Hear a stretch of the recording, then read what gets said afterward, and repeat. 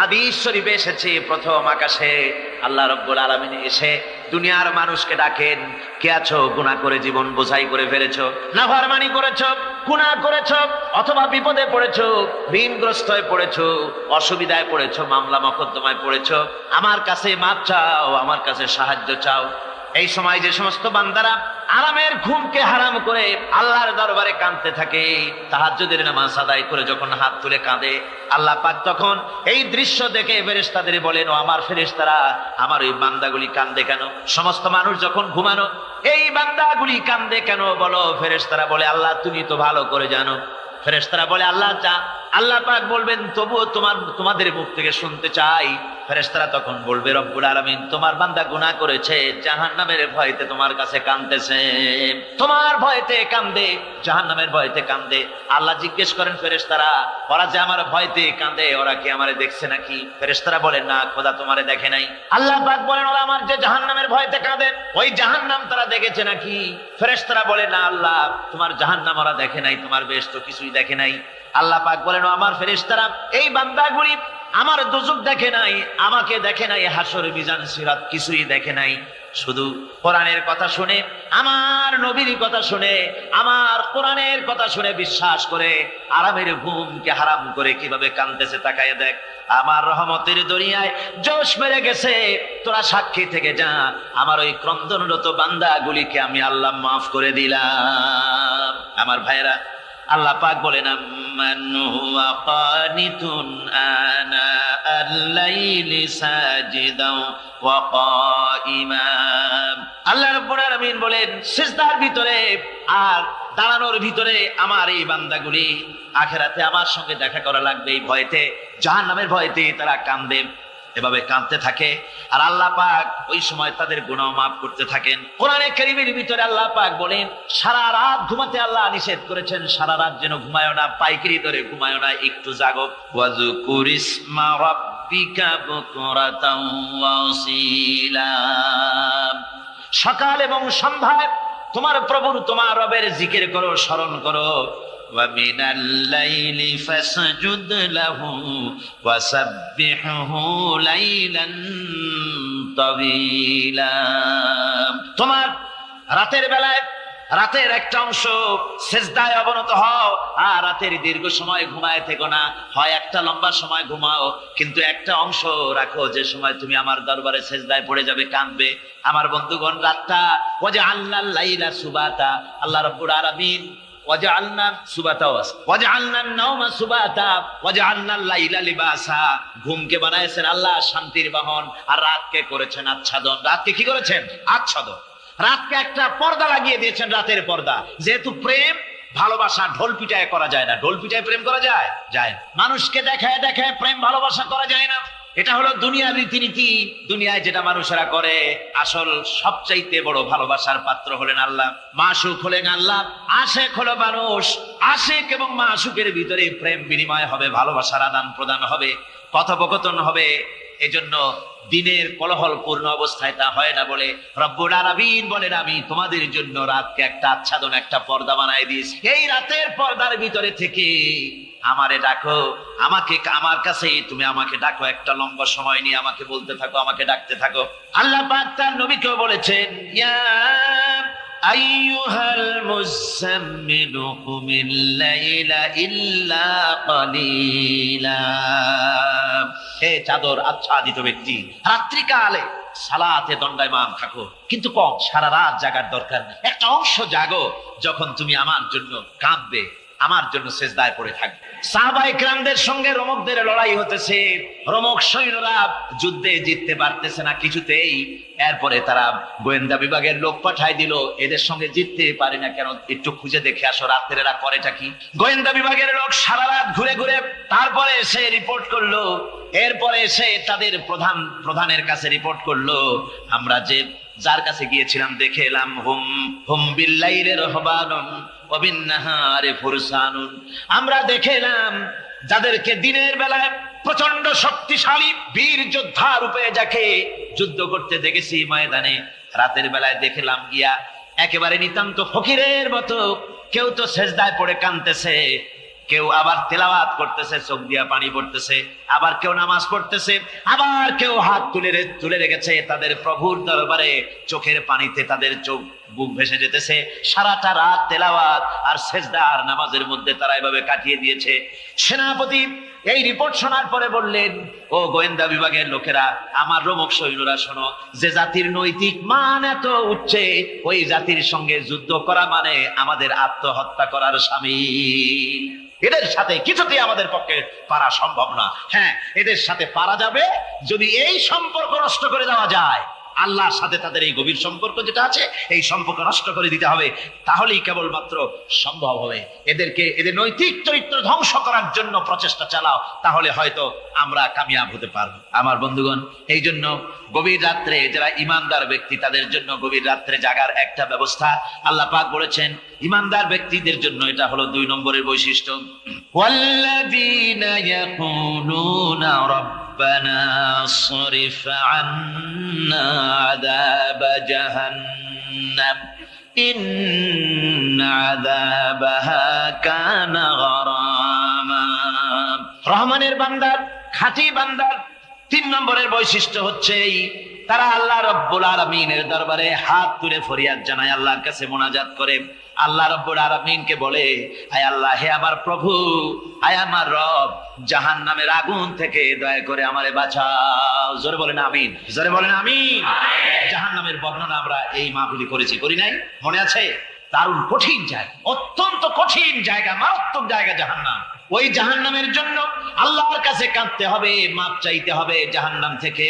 মোমেন ব্যক্তি পয়সা দিয়ে তারা মদ খায় না, জুয়া খেলে না, বিনা বাজার ইত্যাদি শয়তানি বদমাশি সিনেমা হল ইত্যাদি বানায়া পাপের বোঝা বাড়ায় না। তারা অতিরিক্ত কোনো খরচ করেন, আবার অর্থ পূজারী ব্যক্তির মতো কার্পণ্যতাও তারা করেন। দুইয়ের মাঝে তারা ভারসাম্য রক্ষা করে। এক শ্রেণীর লোক আছে মাল শুধু জমায়, খরচ করে না। কোরআন শরীফে বলা হয়েছে, আল্লাযী জামা মালান ওয়া আদ্দাদা, মাল জমা করে আর গুনতে থাকে, মাঝে মধ্যে আবার টেলিফোন করে, হ্যালো সোনালী ব্যাংকের ম্যানেজার সাহেব নাকি? বলে, হ্যাঁ, দেখুন তো আমার আমলনামাটায় কত আছে। এখন হিসাব টিসাব করে আর তাড়াতাড়ি, এখন তো আমলনামা দেখতে সময় লাগে না, তাড়াতাড়ি দেখা যায়। আগে যেমন ব্যাংকে গিয়ে যদি জানতে কেউ চাইতো যে আমার ডেবিট কত, ক্রেডিট কত, ব্যালেন্স কত ইত্যাদি জানতে চাইলে তাকে একেবারে সেই লেজার খোলা লাগে, বিরাট বিরাট বই, বড় বড় কিতাব, যা গরুর গাড়ি দিয়ে টানা লাগে, এত বিশাল বিশাল বই ছিল।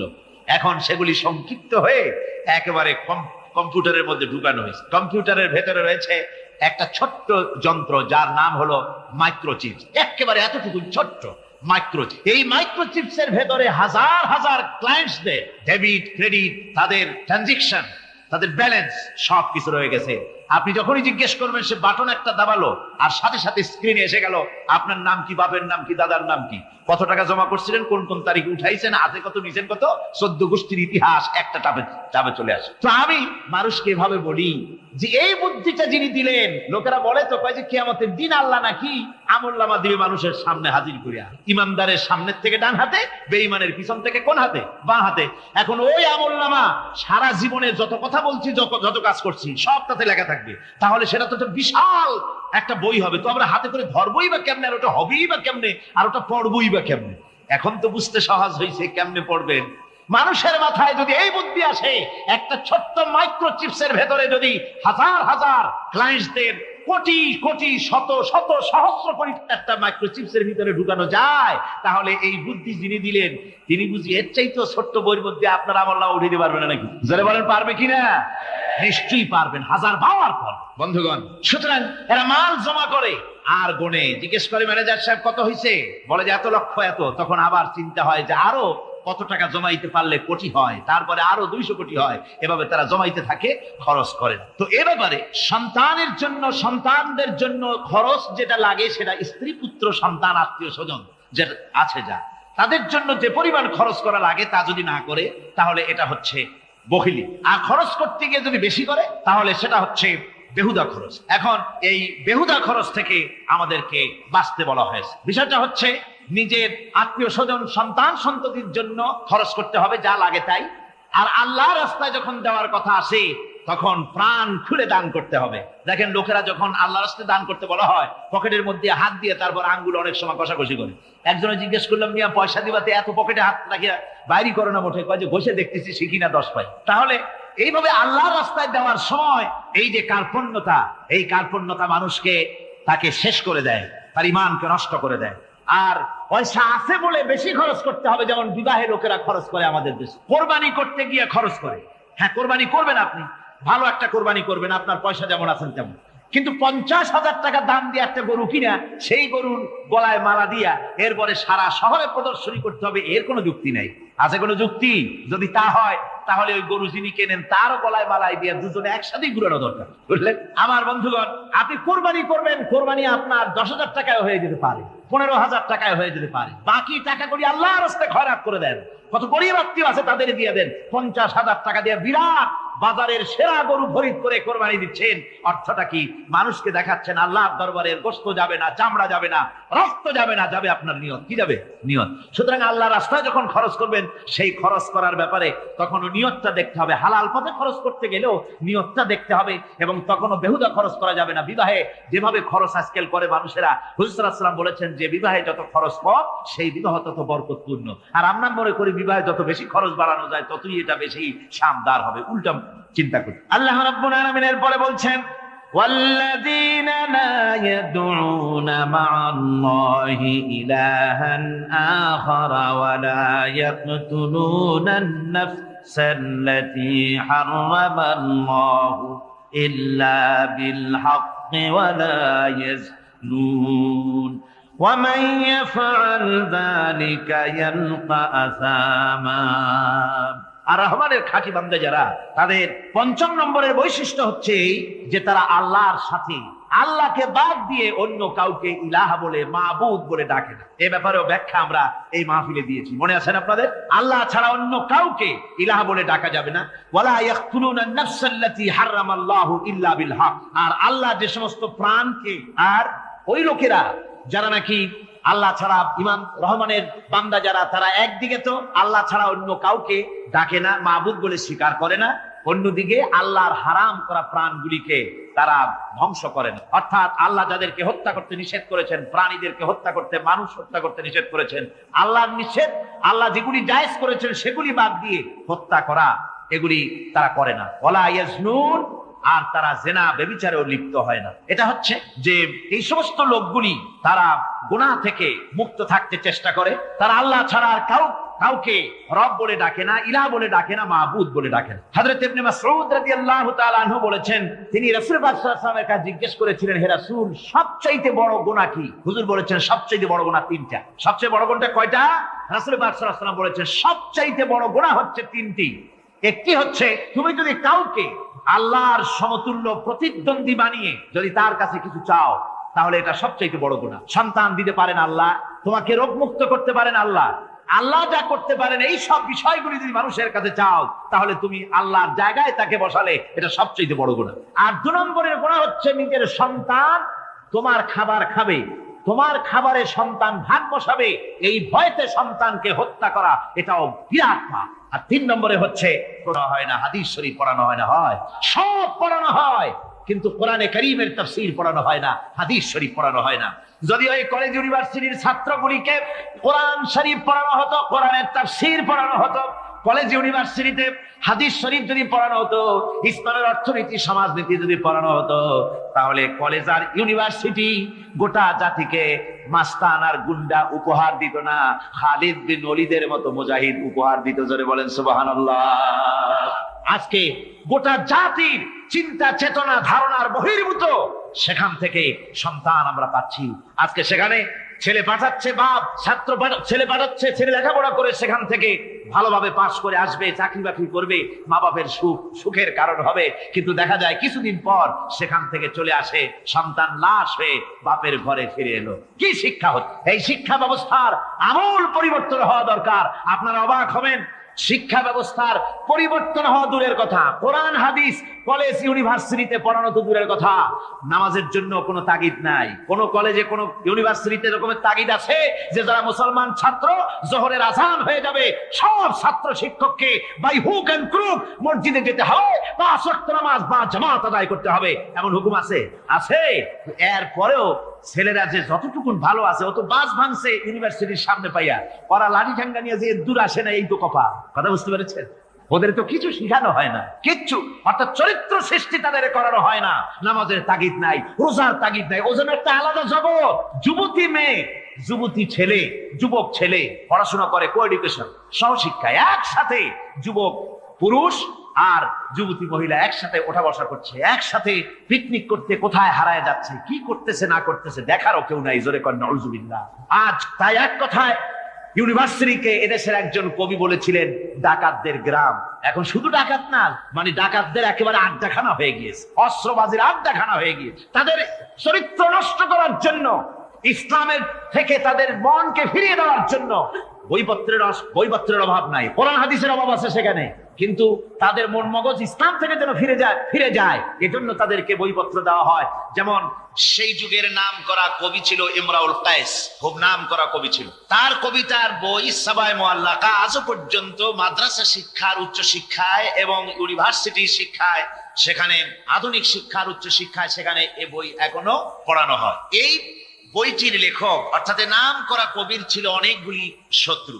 একদিন তার প্রাণের শত্রু তাকে ঘিরে ফেলেছে মরুভূমির ভেতরে, বলছে, তারা দুজন ছিল সংখ্যায়, বলল যে তোমাকে আমরা হত্যা করব। ইমরাউল কায়েস যখন দেখলো যে এদের হাত থেকে বাঁচার কোনো পথ নাই, তখন সে বলল, দেখো তোমরা তো আমাকে মারবে, কিন্তু একটা কথা আমি তোমাদেরকে বলি, আমাকে মারার পরে আমার দুটো মেয়ে আছে, মেয়ে দুটিকে একটি খবর পৌঁছে দেবে। কি খবর?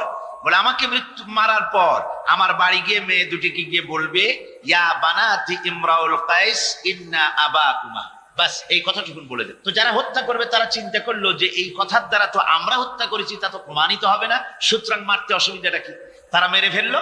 মারার পরে মরুভূমির ভিতরে তাকে গেড়ে দিয়ে এরপরে এই দুইজন লোক ওয়াদা পালন করার জন্য ইমরাউল কায়েসের বাড়ি গেছে। বাড়ি গিয়ে বলছে মেয়ে দুটোকে ডেকে যে, হে মেয়েরা, তোমাদের পিতার সঙ্গে মরুভূমিতে আমাদের দেখা হলো, তারপরে তোমার পিতা আমাকে তোমাদেরকে একটা কথা বলতে বলেছেন, সেটা হলো এই, ইয়া বানাতি ইমরাউল কায়েস ইন্না আবাকুমা। শোনা মাত্রই মেয়ে দুটি চিৎকার করে কেঁদে উঠেছে। তাদের চিৎকার শুনে আশেপাশের লোকেরা এসে জিজ্ঞেস করলো, তোমরা কাঁদছো কেন? কয় যে এই দুটি লোক আমার পিতাকে হত্যা করেছে। কি করে বুঝলে? এই যে এদের কাছে আমার আব্বা একটা খবর পাঠাইছেন, খবরটা হলো ইয়া বানাতি ইমরাউল কায়েস ইন্না আবাকুমা। ওরা বলছে এতে ওরা হত্যা করেছে, তা কি করে বোঝা গেল? এর অর্থ তো হচ্ছে যে হে ইমরাউল কায়েসের মেয়েরা, নিশ্চয়ই তোমার পিতা, তো নিশ্চয়ই তোমার পিতা কি খায় না ঘুমায় না, বিদেশে গেছে, কি করে বোঝা গেল যে সে নিহত হয়েছে? মেয়ে দুটি বলছে, দেখো আমার পিতা যে কবিতার পংক্তি বলেছেন এর দ্বিতীয় লাইন আমরা জানি কি হবে, ইয়া বানাতি ইমরাউল কায়েস ইন্না আবাকুমা, এর দ্বিতীয় লাইন হবে কাদ কুতিলা ওয়া কাতিলুহু লাদাকুমা। এর দ্বিতীয় লাইন হবে নিশ্চয়ই তোমার পিতা নিহত আর হত্যাকারীরা দুজনই তোমাদের সম্মুখে উপস্থিত। এখন আপনারা চিন্তা করেন যে মহিলারা পর্যন্ত সেই যুগে কতখানি বুদ্ধিমতী, কতখানি তারা বুৎপত্তি সম্পন্না ছিল সেই যুগের মহিলারা পর্যন্ত, পুরুষ তো দূরের কথা। তো জ্ঞান বুদ্ধি সবই ছিল, সব থাকা সত্ত্বেও এই যে তারা চুরি করত, ডাকাতি করত, জিনা করত, ব্যভিচার করত একটি জিনিসের অভাবে। কয়টি জিনিসের অভাবে? সেই জিনিসটা হচ্ছে ওদের কাছে ওহির জ্ঞান ছিল না। ওহির জ্ঞান না থাকার কারণে ওদের এই চরম দুরবস্থা হয়েছিল। আর রাসূল পাক সাল্লাল্লাহু আলাইহি ওয়াসাল্লাম ওহির জ্ঞান দিয়ে ওই জাতিকে গোটা পৃথিবীর মধ্যে শ্রেষ্ঠ জাতিতে পরিণত করে দিয়েছিলেন। আজকে আমাদের দেশের শিক্ষা ব্যবস্থায় ওই ওহির জ্ঞান নাই, যার ফলে আমাদের দেশে ছেলেরা শিক্ষিত হয় কিন্তু সেই যুগের লোকেদের মতো হতে পারছে না, কলেজ এবং ইউনিভার্সিটি ওই ধরনের লোক তৈরি করতে পারছে না। আমার বন্ধুগণ, সে যুগের থেকে আমরা উন্নতি অনেক করেছি, উন্নতি বিশেষ বিশেষ ক্ষেত্রে এই করেছি। সে যুগের লোকেরা, তারা যারা চোর ছিল, চুরি করত, তারা লেখাপড়া জানতো না। আজকে যারা চুরি করে তারা তো কমসে কম ম্যাট্রিক পাস। সে যুগে যারা ডাকাতি করত তারা লেখাপড়া জানতো না, আজকের যারা ডাকাত তারা কমসে কম বিএ পাস। আগের যুগে, সেই যুগে যারা নাকি মানুষ হত্যা করত তারা লেখাপড়া জানতো না, আর আজকে যারা মানুষ হত্যা করে তারা রীতিমতো শিক্ষা গ্রহণ করে কোথায় কেমনে আঘাত দিলে তাড়াতাড়ি মরে এটা জেনে শুনে ট্রেনিং নিয়ে তারপরে মানুষকে হত্যা করে। অগ্রগতি উন্নতি এতটুকু হয়েছে, কিন্তু মৌলিক মানবীয় গুণাবলী সৃষ্টি করার জন্য কোরআনের অবদানের কোনো বিকল্প নাই। জোরে কোন সুবহানাল্লাহ। আমি গত 4 দিন আপনাদের সামনে কোন সূরা আলোচনা করেছি? সূরা ফুরকান। আমি সূরাটিকে শেষ করতে পারবো না, মানে মাঝখান থেকে আলোচনা করতে পারবো না, যেহেতু সময় নেই, আজকেই তো শেষ হয়ে যাবে। সেই জন্য আমি বেছে নিয়েছি সূরা ফুরকানের শেষ রুকুটি আপনাদের সামনে আজকে আলোচনা করব, যেখানে আল্লাহ রাব্বুল আলামিনের খাঁটি বান্দা তৈরি করার পরিকল্পনা আল্লাহ দিয়েছেন। খাঁটি বান্দা হওয়ার জন্য আল্লাহ পাক একটা ফর্মুলা বলেছেন, সেই ফর্মুলাটা আজকে আমরা এখানে আলোচনা করব। এই ফর্মুলা দিয়েই জনাবে মুহাম্মদ রাসূলুল্লাহ সাল্লাল্লাহু আলাইহি ওয়াসাল্লাম একটি সুন্দর সমাজ সৃষ্টি করেছিলেন। একটি আর্থ সামাজিক সুন্দর সমাজ বিনির্মাণে যে ধরনের লোক তৈরি করা দরকার ছিল, এই কোরআনে কারীমের মাধ্যমেই রাসূল পাক সে ধরনের লোক তৈরি করেছিলেন। আসুন শয়তানের ওয়াসওয়াসা থেকে পানাহ চেয়ে নিয়ে আমরা কথা শুরু করি। আউযু বিল্লাহি মিনাশ শাইতানির রাজীম। বিসমিল্লাহির রাহমানির রাহিম। মুফিদুর রহমান সাহেব আমাকে খবর দিলেন, ওনার কাছে খবর এসেছে যে মানুষ ভিড়ে এবং চাপে শ্বাসরুদ্ধ হয়ে মরে যাওয়ার উপক্রম হয়ে যাচ্ছে বিভিন্ন জায়গায়। তা আমি আপনাদেরকে অনুরোধ করব, যিনি যেখানে আছেন সামনের দিকে বাড়ার কোনো চেষ্টা করবেন না। রাস্তায় থাকেন, ড্রেনের পাশে থাকেন, গাছের উপরে থাকেন, ছাদের উপরে থাকেন, যেখানে থাকেন সেখানে বসে পড়েন। রাস্তা তো ট্রাফিক বন্ধ করে দেওয়া হয়েছে, গাড়ি ঘোড়া এসব রাস্তায়, এ মাহফিলের চারদিকের সমস্ত রাস্তার গাড়ি ঘোড়া বন্ধ করে দেওয়া হয়েছে। ফলে আপনারা রাস্তার উপরে বসে পড়েন, দাঁড়িয়ে থাকবেন না। দাঁড়াতে গেলেই মানুষের চাপে হেলাধুলা করবেন, পড়ে যাবেন, হাত পা ভেঙে যাওয়ার প্রাণান্তকার দশা হওয়ার সম্ভাবনা হবে। সুতরাং আমি সকলকে অনুরোধ করছি, মেহেরবানি করে কোরআনের সম্মানে, এ মাহফিলের সম্মানে আপনারা যার যার জায়গায় বসে পড়েন। কেউ দাঁড়িয়ে থাকবেন না, আর মোটেই চাপাচাপি করবেন না, কেউ কথা বলবেন না, আর দাঁড়াবেনও না। শয়তানের ওয়াসওয়াসা থেকে পানাহ চেয়ে পরম করুণাময় আল্লাহ রাব্বুল আলামিনের নামে শুরু করছি।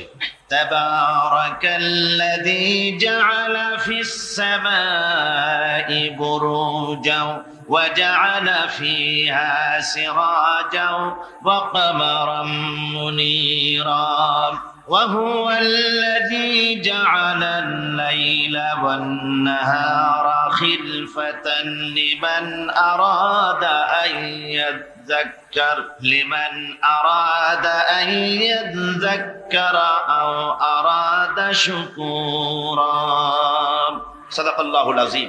অতীব বরকতশালী সেই মহান সত্তা, যিনি আকাশ সমূহকে বুর্জ সমূহ দিয়ে যিনি সংস্থাপন করেছেন, বুর্জ স্থাপন করেছেন এবং তাতে একটি প্রদীপ স্থাপন করেছেন, আর আলোকমণ্ডিত এক উজ্জ্বল চাঁদ স্থাপন করেছেন। ওয়াহুয়াল্লাযী জাআলাল লাইলা ওয়ান নাহারা খিলফা, আর তিনি রাত এবং দিনকে পরস্পরের স্থলাভিষিক্ত বানিয়েছেন। লিমান আরাদা আন ইয়াযাক্কারা আও আরাদা শুকুরা, তাদের জন্য যারা এর থেকে উপদেশ অর্জন করতে চায়, জ্ঞান লাভ করতে চায় এবং শুকর আদায় করতে চায়। শুকর আদায়কারীর জন্য জ্ঞান। কোরআনে কারীমে রব্বুল আলামিন বলেন, লাশ-শামসু ইয়ানবাগী লাহা আন তুদরিকাল কামারা ওয়ালাল লাইলু সাবিকুন নাহার ওয়া কুল্লুন ফি ফালাকিন ইয়াসবাহুন। প্রবল জ্ঞানী হইবে যাহারা, আপন মনেতে বুঝিবে তাহারা। রাত্রি পারে না আগে যাইবার, দিনের স্থান করি অধিকার। চন্দ্র বাঁধে না সূর্যের গায়েতে, সূর্য পারে না চন্দ্রকে ধরিতে। যার যে স্থান বহল রাখিয়া ভ্রমণ করিছে খোদাকে ডরিয়া। সুবহানাল্লাহি ওয়া বিহামদিহি। ইলা আজালিন মুসাম্মা, একটা নির্দিষ্ট সময় সীমা পর্যন্ত আপন আপন কক্ষপথে সব ছুটবে আর ছুটবে, কারো সঙ্গে কারো সংঘর্ষ হবে না। জোরে কান সুবহানাল্লাহ। এরপরে ওই মহাশূন্যে অসংখ্য তারকারাজি আল্লাহ সৃষ্টি করে রেখেছেন। এত সুন্দর সুন্দর তারকা আল্লাহ বানিয়েছেন। আল্লাহ রাব্বুল আলামিন বলেন, ওয়ালাকাদ যায়্যানাস সামাআদ দুনিয়া বিমাসাবিহা ওয়া জাআলনাহা রুজুমান লিশ-শায়াতিন। এই দুনিয়ার আকাশখানিকে তারকা প্রদীপ দিয়া সাজায় রেখেছি মনের মতন। দেখো তুমি তাকাইয়া, কি সুন্দর করে তারকাগুলি বানিয়ে রাখলাম, তাকিয়ে দেখো। বিজ্ঞানীরা বলেছেন এমন এমন অনেক তারকা আছে যা আমরা চোখে দেখি না, খালি চোখে ধরা পড়ে না। ওই তারকা এত ঊর্ধ্বে, ওই তারকা যেদিন তৈরি করা হয়েছে সেদিন থেকে নিয়ে আজ পর্যন্ত ওই তারকাগুলির আলো পৃথিবীর মাটি স্পর্শ করে নাই। সুবহানাল্লাহ। অথচ আলোর গতি হচ্ছে প্রতি সেকেন্ডে 1 লক্ষ ৮৬,০০০ মাইল। এই এক এর সেকেন্ড এক আপনার একে বলা হয় লাইট ইয়ার, আলোকবর্ষ। এই হিসাবে সেকেন্ড, এই হিসাবে মিনিট, এই হিসাবে সপ্তাহ, মাস এবং বর্ষ।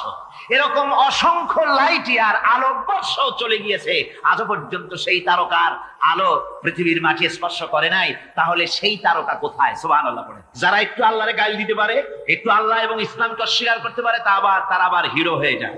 দেখছেন না অবস্থা? হিরো হয়ে যায়।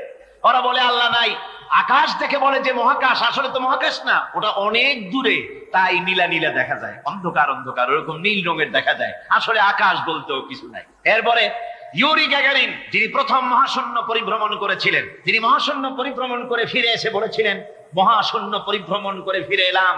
মুসলমানেরা যাকে আল্লাহ বলে, খ্রিস্টানের যাকে গড বলে, আল্লাহ আর খ্রিস্টান সেই গডের অস্তিত্ব লক্ষ লক্ষ মাইলের কোথাও দেখি নাই, পাই নাই। আমি বলি বেকুব, আল্লাহরে তুমি দেখবা, তুমি তো তোমার নিজের শরীরও দেখো না।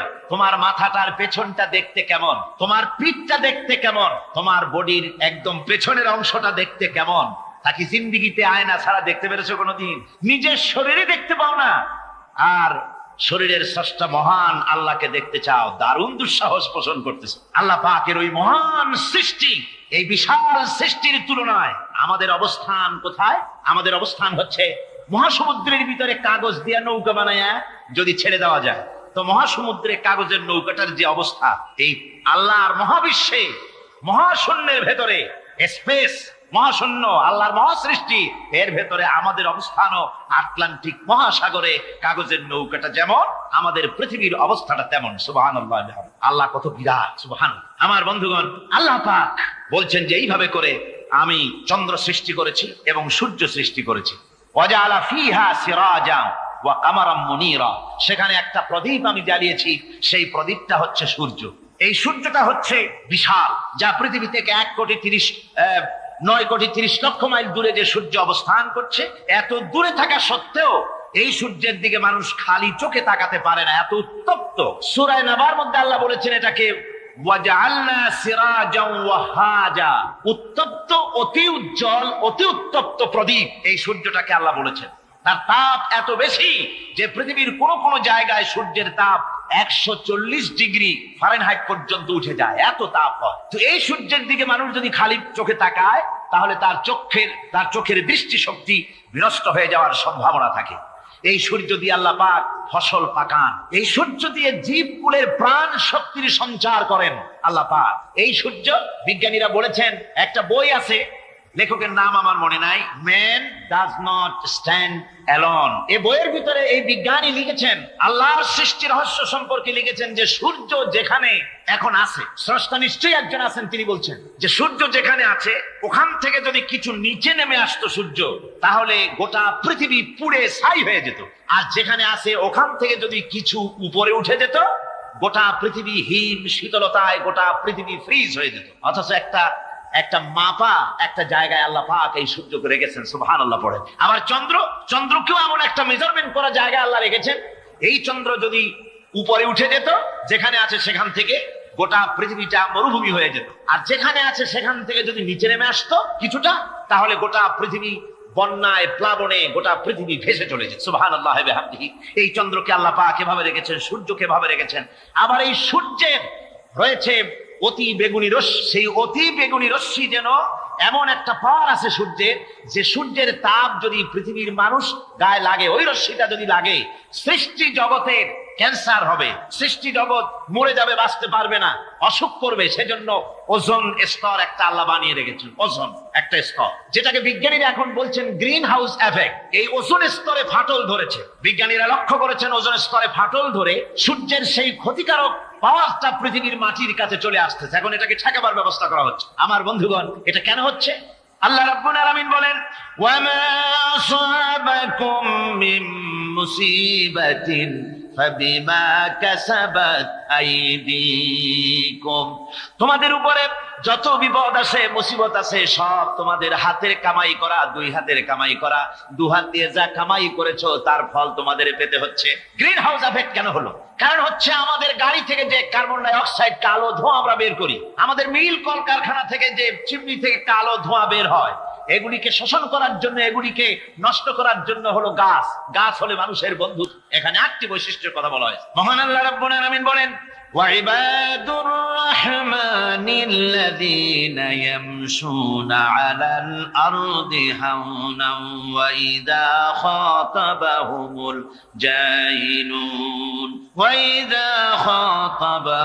الجاهلون قالوا سلاما।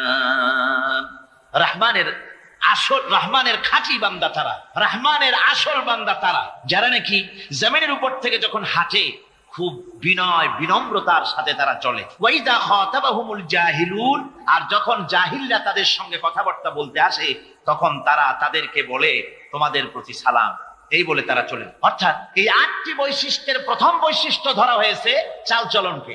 ইমানদার খাঁটি বান্দা যারা, তাদের চালচলন সম্পর্কে প্রথম বৈশিষ্ট্য ধরা হয়েছে। তার মানে হচ্ছে নির্লজ্জ, স্বৈরাচার, মাস্তান, গুন্ডা, বদমাশ, অত্যাচারী, এদের চালচলন এক ধরনের। আবার অন্যদিকে ব্যক্তিত্ব সম্পন্ন, মর্যাদাবান, এরপরে শিক্ষিত, ভদ্র, মার্জিত, তাদের চালচলন ভিন্ন ধরনের। এই দুই শ্রেণীর চালচলন কি একরকম হয় নাকি? একরকম হয় না। তার কারণ হচ্ছে ব্যক্তির চালচলনের মাঝেই তার অবস্থাটা বোঝা যায় যে আসলে লোকটি কেমন। আল্লাহ রাব্বুল আলামিন এই কথার দ্বারা এটা প্রমাণ করতে চান যে মোমেন বান্দা যারা হবে, আল্লাহর খাঁটি বান্দা যারা হবে, তাদের পরিচয় দেওয়া লাগবে না। তাদের চালচলন দেখে, তাদের হাঁটা দেখে, তাদের চলা দেখে, তাদের বলা দেখে, তাদের আচরণ দেখে লোকেরা বুঝতে পারবে যে ইনি হচ্ছেন আল্লাহর একজন খাঁটি বান্দা, একজন মোমেন ব্যক্তি, একথা বুঝতে পারবে। আর সে ব্যক্তি জমিনের উপরে চলবে খুবই বিনম্র ভাবে। কোরআনে কারীমে অন্য জায়গায় আল্লাহ রাব্বুল আলামিন বলেছেন, ওয়ালা তামশি ফিল আরদি মারহান ইন্নাকা লান তাখরিকাল আরদা ওয়া লান তাবলুগাল জিবালা তুলা। আমার জমিনের উপরে অহংকারের পদবরে হেঁটো না, আমার জমিনের উপরে অহংকার করে জমিনের উপরে হেঁটো না। তুমি জমিনের উপরে অহংকার করে হেঁটে পদাঘাত দিয়ে আমার এই জমিনকে ফাটায় দিতে পারবে না। আর তুমি লাফ দিয়ে আমার আকাশে, আমার পাহাড়ের উচ্চতাও তুমি ছাড়িয়ে যেতে পারবে না। অহংকার করে কেউ কি পায়ের আঘাত দিয়ে জমিনটাকে ফাটায় দিতে পারে? কি বলেন, পারবে? আর অহংকার করে লাফ দিয়ে পাহাড়ের উচ্চতাও কি কেউ ছাড়িয়ে যেতে পারবে? পারবে না। সুতরাং অহংকার, মোমেন ব্যক্তি যারা, তারা অহংকার করতে পারে না। অহংকার মোমেনের স্বভাব নয়। অহংকার করতে পারে কেবলমাত্র আল্লাহ রাব্বুল আলামিন। অহংকার হচ্ছে আল্লাহ পাকের ইজাত। অহংকার কি করতে পারেন? আল্লাহ পাক করতে পারেন। মানুষের অহংকার শোভা পায় না। মানুষ, তোমার আবার অহংকার কিসের? এক ফোঁটা নাপাক পানি দিয়ে যার জন্মের উৎস, এমন নাপাক পানি যা শরীর থেকে নির্গত হলে পরে গোসল করা ফরজ হয়ে যায়, এমন এক ফোঁটা নাপাক পানি যার জন্মের উৎস, তার অহংকার অহংকার করবেন আল্লাহ রাব্বুল আলামিন। হাদিসে কুদসির ভিতরে এসেছে, আল্লাহ পাক বলেছেন, যে ব্যক্তি অহংকার করে সেজন্য আমার চাদর নিয়ে টানাটানি করে। জোরে করে নাউযুবিল্লাহি মিন যালিক। সুতরাং মোমেন বান্দা যিনি হবেন, আল্লাহর খাঁটি বান্দা, রহমানের খাঁটি বান্দা, সে ব্যক্তি কখনো জমিনের উপর অহংকারের সাথে চলাফেরা করবে না, বরং তার চাল চলন হবে অত্যন্ত বিনম্র। আর কি? আর হলো জাহিলদের সঙ্গে সে কোনো বিতর্কে লিপ্ত হবে না। জাহিলরা গালাগালি দেবে, গালাগালির জবাবে সে গালাগালি দিবে না। জাহিলরা অত্যাচার করবে, অত্যাচারের জবাবে সে অত্যাচার করবে না, বরং তাদেরকে দেখলে, তারা অত্যাচার করতে আসলে, তারা গালাগালি দিলে তাদের জবাবে ইদফা বিল্লাতি হিয়া আহসান, তাদের জবাবে তাদেরকে সালাম দিয়ে সেখান থেকে তারা কেটে পড়বে। সূরা কাসাসের এই আয়াত অন্য জায়গায় আল্লাহ রাব্বুল আলামিন এ কথা আবার এভাবে বলতেছেন, ওয়াইজা সামিউল লাগবা আ'রাদু আনহু ওয়া ক্বালু লানা আ'মালুনা ওয়া লাকুম আ'মালুকুম সালামুন আলাইকুম লা নাবতাগিল জাহিলিন। আল্লাহ পাক বলছেন যে যখন মোমেনেরা পরস্পরে মোমেনদের সাথে জাহিলদের যখন দেখা সাক্ষাৎ হয়ে যায়, যখন ঝগড়ায় লিপ্ত হতে চায়, তখন মোমেনেরা, যারা মোমেন বান্দা, আল্লাহর খাঁটি বান্দা, তারা বলবে যে তোমাদের আমলের প্রতিফল তোমরা পাবা, আমাদের কৃতকর্মের ফল আমরা পাবো। সুতরাং তোমাদের প্রতি সালাম, তোমাদের সাথে আমাদের কোনো সম্পর্ক নাই। ঝগড়াঝাটি না করে তারা ফিরে আসবে। আল্লাহ পাক এরপরে বলেন, ওয়াল্লাযীনা ইয়াবিতুনা লিরাব্বিহিম সুজদান ওয়া কিয়ামা। রহমানের খাঁটি বান্দা তারাই আরেকটি বৈশিষ্ট্য, তাদের এই 2 নম্বরের বৈশিষ্ট্য এবার বলা হচ্ছে। রহমানের, আল্লাহর খাঁটি বান্দার 2 নম্বরের বৈশিষ্ট্য যেটা, সেটা হচ্ছে যে তারা রাত কাটায় তার রবের হুজুরে আল্লাহর দরবারে সেজদা দিয়ে দাঁড়িয়ে থেকে কান্দাকাটি করে তারা রাত গুজরান করে, জোরে বলেন সুবহানাল্লাহ। আর এর বিপরীত যারা, তারা রাত কাটায়, রাতের বেলা মদ, জুয়া, সিনেমা, গান বাজনা, অশ্লীলতা, নাটক, হাবিজা। এই যে বান্দা আমার আব্দের উপরে নাজিল করেছি, এই আব্দকে মুহাম্মদ রাসূলুল্লাহ সাল্লাল্লাহু আলাইহি ওয়াসাল্লাম আব্দ, অর্থাৎ সবচেয়ে প্রিয় ডাক হচ্ছে আল্লাহর পক্ষ থেকে বান্দার জন্য আব্দ। স্নেহপূর্ণ নাম, স্নেহপূর্ণ ডাক, মহব্বতপূর্ণ ডাক। অন্য আয়াতে আমরা দেখতে পাই তাবারাকাল্লাযী নাযালাল ফুরকানা আলা আবদিহি লিয়াকুনা লিল আলামিনা নাযীরা। অতীব বরকতপূর্ণ সেই মহান সত্তা যিনি তার বান্দার উপরে ফুরকান নাজিল করেছেন। হুজুরের নাম নেন নাই, রাসূল বলেন নাই, বলেছেন আব্দ। কি বলেছেন? আব্দ, আমার বান্দা। এরপরে আল্লাহ রাব্বুল আলামিন অন্য আয়াতে বলেছেন সুবহানাল্লাযী আসরা বিআবদিহি লাইলাম মিনাল মাসজিদিল হারামি ইলাল মাসজিদিল আকসা। সমস্ত দুর্বলতা, অক্ষমতা থেকে মুক্ত সেই মহান সত্তা যিনি তার বান্দাকে রাতের একটি অংশে ইসরা করিয়েছিলেন। এখানে আব বলে আল্লাহ পাক বুঝিয়েছেন কার কথা? কার কথা বুঝালেন? রাসূল করিম সাল্লাল্লাহু আলাইহি ওয়াসাল্লামের কথা, তার কথাই বুঝালেন। তিনি হচ্ছেন আব। সুতরাং আবদিয়ত, গোলামি, আল্লাহর গোলামি হলো জীবনের সবচাইতে বড় কথা। আল্লাহর গোলাম হওয়ার চাইতে বড় আর কিছু নাই পৃথিবীতে। আমরা হচ্ছি আল্লাহর গোলাম। জোরে বলেন আমরা কি? আমরা যে গোলাম, সে কথা বলতে মনে হয় কারো কারো একটু লজ্জা লাগে যে আমি চৌধুরী মানুষ বা অমুক একটা লোক, অমুক একজন সম্মানী লোক, গোলাম আমি, এটা বলা কি লজ্জার কথা। এরকম একটু মনে মনে কোনো অসুবিধা কারো হয় নাকি? জোরে কোন তো আমরা কি? কার গোলাম? সুবহানাল্লাহ বিহামদিহি, আল্লাহর গোলাম। আমরা এমন মহান সত্তার গোলাম, মহান সত্তার বান্দা যার সমকক্ষ এই পৃথিবীতে কেউ নাই, আকাশেও কেউ নাই। প্রচন্ড ক্ষমতার মালিক এমন এক মহান সত্তার গোলাম আমরা।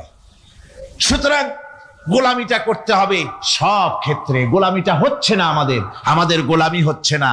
আমাদের জমিনে আমরা জমিন চাষ করি, আল্লাহর গোলামি সেখানে করি না। জমিন চাষ করতে গিয়ে, লাঙ্গল দিয়ে চাষ করতে গিয়ে পরের জমিনের আইল ঠেলে না, এমন এলাকা খুব কম আছে। অবশ্য চট্টগ্রামের কথা ভিন্ন, এখানে ঠেলাঠেলি করে না, এখানেও করে। তো কেমন গোলাম হলাম?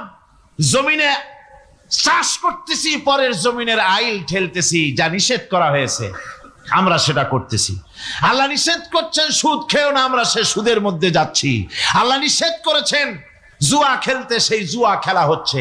মদ খেতে নিষেধ করেছেন, সেই মদ খাওয়া হচ্ছে। অর্থাৎ যা যা নিষেধ করা হয়েছে সমাজের মধ্যে সেগুলি বেশি করে চলতেছে, ঠিক কিনা? তাহলে কি বান্দা হতে পারলাম? বান্দা হতে পারি নাই, গোলাম হতে পারি নাই। গোলাম হতে হবে আল্লাহ পাকের। কি হতে হবে জোরে কোন? গোলাম হতে হবে জীবনের সকল ক্ষেত্রে। আল্লাহর হক বান্দার উপরে কি, আর বান্দার উপরে আল্লাহর হক কি, এ ব্যাপারে একটি হাদিস এসেছে।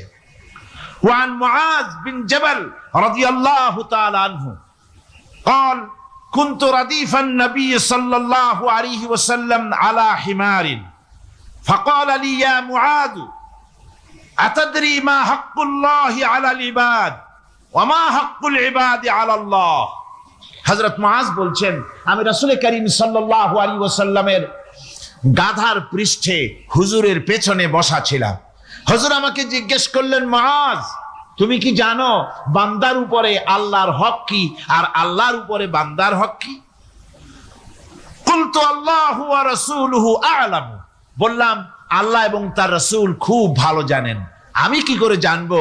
আল্লাহ এবং তার রাসূল খুব ভালো জানেন। قال حق الله على العباد ان يعبدوه ولا يشركوا به شيئا।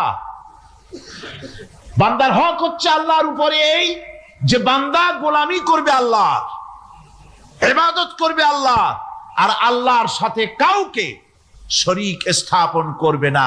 এটা হচ্ছে আল্লাহর উপরে কার হক? বান্দার হক।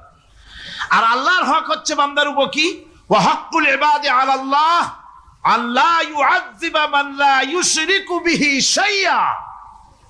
বান্দার উপরে আল্লাহর হক হচ্ছে যে বান্দা আল্লাহর গোলামি করবে আর শরীক স্থাপন করবে না আল্লাহর সাথে, আল্লাহ তাকে শাস্তি দিবেন না। সুবহানাল্লাহি ওয়া বিহামদিহি। আল্লাহ তাকে আযাব দিবেন না, আল্লাহ তাকে শাস্তি দিবেন না। সুতরাং তাওহীদের আকীদা মজবুত হতে হবে। আখিরাতের কামিয়াবি এর উপরে নির্ভরশীল। আমরা যদি আখিরাতে কামিয়াবি চাই, কি বলেন, আখিরাতে কি আমরা জীবনের সফলতা চাই? জোরে বলেন, সফলতা চাই।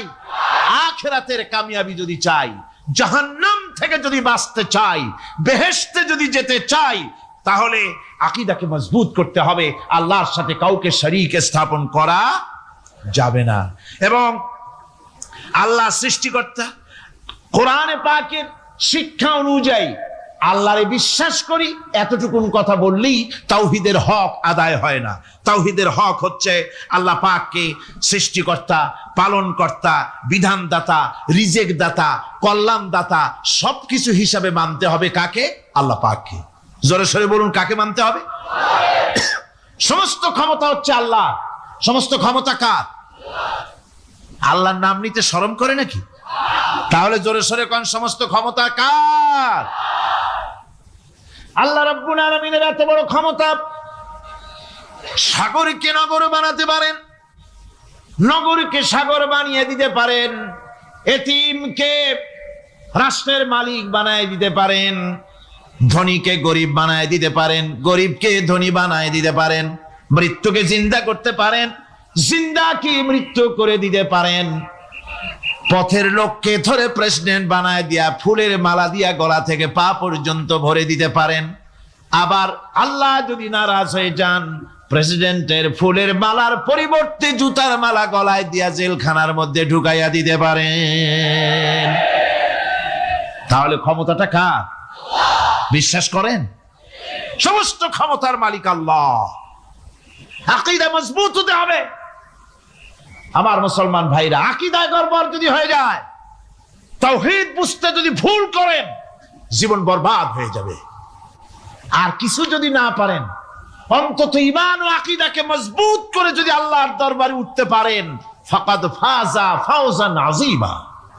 বিরাট কামিয়াবি আসবে কিয়ামতে যদি আকীদাটাকে মজবুত করে না ওঠা যায় আল্লাহর দরবারে। সেজন্য আমি কোরআন আমাদেরকে কি শিখালো সেই কথাই বলছি। আল্লামাল কোরআন। কোরআন কি শিখায়ছে? তাবিজ শিখায় নাই। কোরআন আমাদেরকে শুধুমাত্র মাথা ঝুলে ঝুলে তেলাওয়াত এটা শিখায় না। কোরআন তেলাওয়াত করতে হবে, বুঝতে হবে, আমল করতে হবে। কোরআন শিখাচ্ছে। কে শিখাচ্ছে? কোরআন। তার মানে কে? আল্লাহ। কে শিখাচ্ছেন? আল্লাহ সুবহানাহু ওয়া তাআলা শিখাচ্ছেন। বান্দা শোনো ভালো করে, স্রষ্টা এটাই হচ্ছে সর্বময় ক্ষমতার মালিক। আল্লাহ পাক বলেন, ইব্রাহিম আলাইহিস সালাম তাকিয়ে থাকলেন। কিছুক্ষণ পরে এই তারকা যখন অস্তমিত হয়ে গেল, ইব্রাহিম আলাইহিস সালাম তখন বললেন, ফালাম্মা আফালা ক্বালা লা উহিব্বুল আফিলিন। যে জিনিস অস্তমিত হয়ে যায় তাকে আমি মহব্বত করি না, পছন্দ করি না, সে রব হতে পারে না। যে রব হবে তার আবার উদয় অস্ত কিসের? কিছুক্ষণ পরে চন্দ্র উদিত হলো। চাঁদ দেখে ইব্রাহিম আলাইহিস সালাম বললেন, ফালাম্মা রাআল কমারা বাযিগান ক্বালা হাযা রাব্বী। চাঁদ দেখে বললেন, এটাই আমার রব, এটাই আমার স্রষ্টা, এটাই আমার বিধানদাতা। ফালাম্মা আফালা ক্বালা লাইন লাম ইয়াহদিনি রাব্বী লাআকুনান্না মিনাল কওমিদ যাল্লিন। চাঁদ যখন অস্তমিত হয়ে গেল, ইব্রাহিম আলাইহিস সালাম তখন বললেন, আমার প্রকৃত পক্ষের যিনি প্রভু, যিনি আমার রব, তিনি যদি আমারে সত্যিকারের পথ না দেখান তাহলে আমি গোমরাহ হয়ে যাব, গোমরাহদের পথভ্রষ্টের অন্তর্ভুক্ত হয়ে যেতে পারি। চিন্তা করতেছেন আমার রবকে। তারকা দেখলাম অস্তমিত হয়ে গেল, চাঁদ দেখলাম ডুবে গেল, তাহলে আমার রবকে। সকাল চলে যাওয়ার পর যখন দেখলেন পূর্ব দিগন্ত থেকে সূর্য উদিত হয়েছে ডগমগ করে, সূর্যকে দেখে তিনি বললেন, ফালাম্মা রা'a আশ-শামসা বাযিগাতান ক্বালা হাযা রাব্বী হাযা আকবার। সূর্যকে দেখে বললেন, এটাই আমার রব, আর এটাই বড় রব। যেহেতু চাঁদের আলো ছিল স্নিগ্ধ, সূর্যের আলো অত্যন্ত প্রখর, চাঁদের দিকে তাকানো যেত, সূর্যের দিকে তাকানো যায় না। এটাই আমার রব এবং বড় রব। হযরত ইব্রাহিম আলাইহিস সালামের এই ভুলও ভেঙে গেল। সন্ধ্যার আগমনে সূর্য যখন অস্তমিত হয়ে গেল, ইব্রাহিম আলাইহিস সালাম তখন ঘোষণা করলেন, ফালাম্মা আফালাত ক্বালা ইয়া কওমি ইন্নী বারিউম মিম্মা তুশরিকুন। সূর্য অস্তমিত হয়ে গেলে পরে তিনি বললেন, ইয়া কওমে, ও আমার জাতি, তোমরা যে জিনিস দিয়ে শিরক করো আল্লাহ রাব্বুল আলামিনের সাথে, আমি তার থেকে সম্পূর্ণ মুক্ত। আমি তোমাদের অন্তর্ভুক্ত, মুশরিক নই। আমার রবকে আমি চিনে ফেলেছি। সুবহানাল্লাহ, আমার রবকে আমি চিনেছি। ইব্রাহিম আলাইহিস সালাম ঘোষণা করলেন, ইন্নী ওয়াজ্জাহতু ওয়াজহিয়া লিল্লাযী ফাতারাস সামাওয়াতি ওয়াল আরদা হানিফা। জানেন আপনারা এটা? পড়েন, ইন্নী ওয়াজ্জাহতু ওয়াজহিয়া লিল্লাযী ফাতারাস সামাওয়াতি ওয়াল আরদা হানিফা ওয়ামা আনা মিনাল মুশরিকিন। নিশ্চয়ই আমার এই মুখমণ্ডলকে ফিরাই দিলাম, দুনিয়ার সব দিক থেকে মুখ ফিরাইয়া আমার এই মুখ ফিরালাম সেদিকে, সেই স্রষ্টার দিকে যিনি আকাশ, জমিন, চন্দ্র, সূর্য, গ্রহ, নক্ষত্র, সৌররাজি, মানব মণ্ডলী সবকিছুকে যিনি সৃষ্টি করেছেন, আমি তার দিকে আমার মুখকে ফিরিয়ে দিলাম। তিনি ছাড়া কোনো রব নাই, প্রভু নাই, আর আমি মুশরিকদের অন্তর্ভুক্ত নহি। হযরত ইব্রাহিম আলাইহিস সালাম তাওহীদকে বুঝে ফেললেন, আল্লাহকে চিনে ফেললেন। আমার বন্ধুগণ, আজ মুসলমান হয়ে আমরা আল্লাহকে চিনতে পারি নাই, আল্লাহর ওয়াহদানিয়তকে আমরা বুঝতে পারি নাই। একদিকে আমরা মুসলমানও, আর একদিকে আমরা মূর্তিও গড়ি, আবার মূর্তির পূজাও আমার মুসলমানেরা করে থাকে। জোরে কর নাউজুবিল্লাহ। ভাস্কর্যের নাম করে মূর্তি তৈরি করা হচ্ছে বিভিন্ন জায়গায়, হচ্ছে না? আমার ভাইয়েরা, ভাস্কর্যের নাম করে, চেতনার নাম করে শহরে শহরে, বিশ্ববিদ্যালয়ের অঙ্গনে মূর্তি বানানো হতেছে, আর বলা হচ্ছে অমুক চেতনা, এটা অমুকের চেতনা, তমুকের চেতনা, এটা ভাস্কর্য বলা হতেছে। আসলে সমস্ত মূর্তি হতেছে মূর্তি। এই মূর্তিগুলি বিনাশ করার জন্যই আল্লাহর নবী এসেছিলেন। হুজুরকে প্রশ্ন করা হয়েছে, লিমা বইস্তা, কেন প্রেরিত হয়েছেন, দুনিয়ায় কেন এসেছেন? নবী বলেছেন, বয়স্তুর কাসরিল আসনাম, এসেছি পৃথিবীর বুকে মূর্তি বিনাশ করার জন্য। জোরে বলেন সুবহানাল্লাহ। মূর্তি ধ্বংস করার জন্য এসেছি। আল্লামা ইকবাল, বিশ্ব কবি, কবি সম্রাট আল্লামা ইকবাল বলছেন, বুত সেকান উঠে গে বাকি জু রহে বুতগর হ্যাঁ, बुत शकन उठ गए बाकी जू रहे बुतगर है, था बिराहिम पिदर और पिसर आजर है। बुत शकन उठ गए, যারা প্রতিমা ভাঙতে এসেছিল পৃথিবীতে তারা বিদায় হয়ে গিয়েছেন। আজকে যারা বেঁচে আছে তারা ইসলামের নামে, মুসলমানের নামে প্রতিমা তৈরি করছে, মূর্তি তৈরি করছে। था बिराहिम पिदर और पिसर आजर है। এক সময় ছিল এমন যখন আজরের ঘরে ইব্রাহিম পয়দা হয়েছে, আর আজ ইব্রাহিমের ঘরে আজর পয়দা হচ্ছে। বন্ধুগণ, আল্লাহর ইবাদত পরিপূর্ণভাবে আল্লাহর জন্যই হতে হবে। মূর্তির সাথে, মূর্তি তৈরি করার সংস্কৃতির সাথে মুসলমানদের কোনো সম্পর্ক থাকতে পারে না। জোরে বলেন, পারে? পারে না। বিশ্ববিদ্যালয়ের অঙ্গনে, রাস্তার মোড়ে মোড়ে চেতনার নাম করে মূর্তি যারা বানাচ্ছেন গায়ের জোরে, আল্লাহর কসম, আল্লাহর দরবারে উঠতে হবে একদিন, সেদিন মজা টের পাবে। কারে বলে চেতনা? মূল চেতনা তো সেদিন জাগ্রত হবে।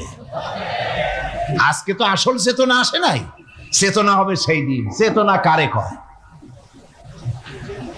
চেতনা কত প্রকার এবং উহা কি কি উদাহরণ শহরে বুঝাইয়া দেওয়া হবে। আমার ভাইরা, মাথা জায়গায় যেয়ে দেখবেন কি, শুধু মাথাই দেখবেন, আপনারও একটা মাথা, দেখবেনও মাথা। আল্লাহ পাক তো গোটা ময়দান। মিল্লাত আবিকুম ইব্রাহিম হুয়া সাম্মাকুমুল মুসলিমিন।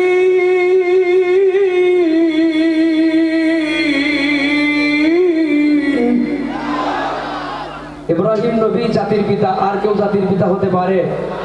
নকল জাতির পিতা মানার টাইম নাই। যার বাপের অভাব পড়ছে, যার বাপের অভাব পড়ছে, যার বাপের ঠিক নাই, সে নতুন বাপ খুঁজে।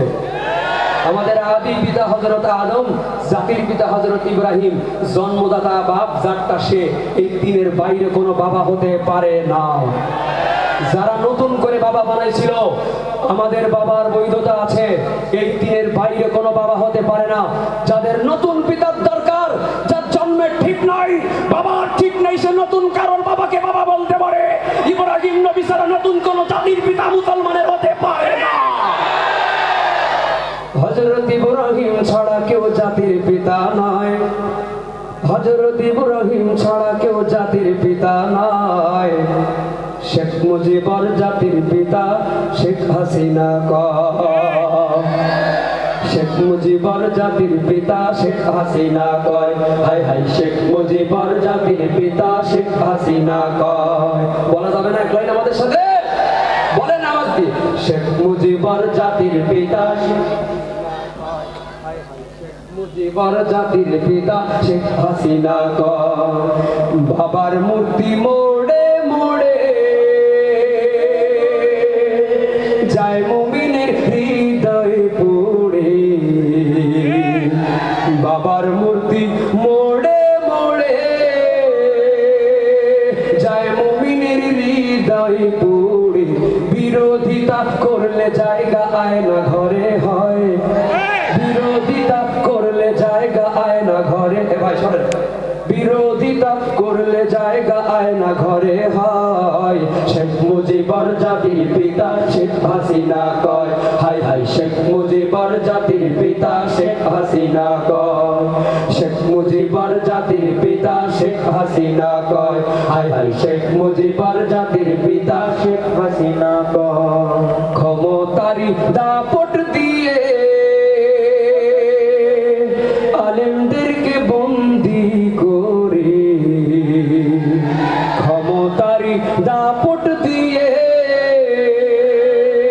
আলেমদেরকে বন্দি করে। ফেরাউনের প্রতিচ্ছবি সবাই তারে কয়, আর ফেরাউনের প্রতিচ্ছবি সবাই তারে কয়। শেখ মুজিবর জাতির পিতা, শেখ হাসিনা কয়। হাই হাই, শেখ মুজিবর জাতির পিতা, শেখ হাসিনা কয়। স্বাধীন দেশের খেয়ে পরে ভারতের গোলামি করি, স্বাধীন দেশের খেয়ে পরে